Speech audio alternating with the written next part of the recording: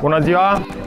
Numele meu este Popa Cătălin, sunt director tehnic la Rofert. Într-adevăr, cum a zis și domnul din dreapta mea, domnul Dorin, producțiile confirmă calitatea. Suntem pe piață încă din anul 2007 cu fertilizanții foliari, cu aplicare foliară. Ca idee, facem un pic diferența între genericele foliare și ceea ce recomandăm noi.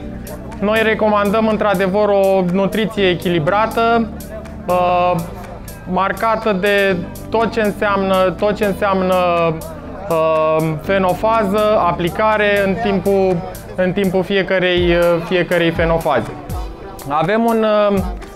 Avem o echipă tânără formată din ingineri agronomi.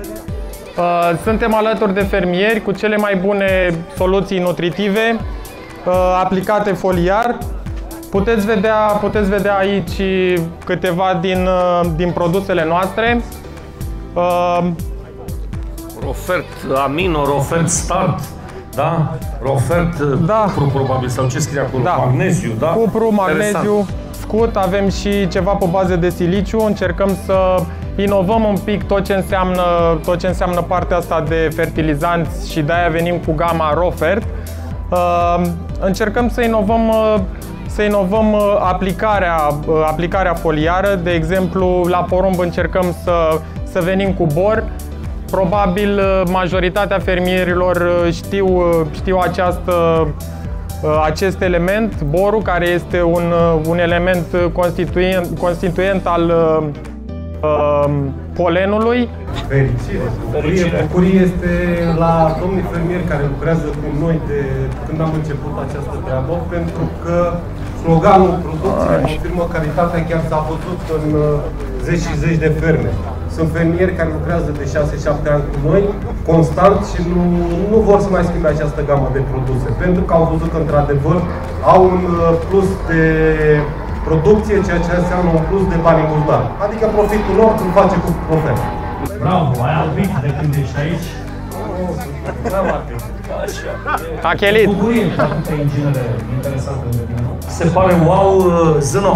Ia ține ce înseamnă tehnologia Rofert pentru tine.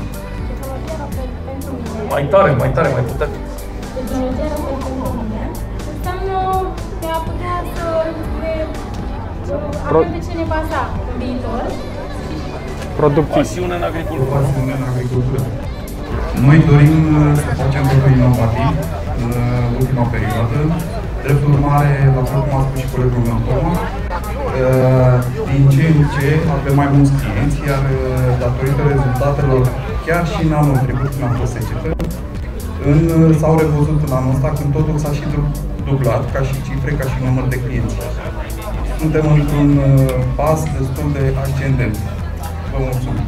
Rofert la și, ca să zic așa, ridică mâinile și zicem hai România, 1, 2, 3 și Hai România! Așa să fie, mergem mai departe, dragilor. Mulțumim pentru primire.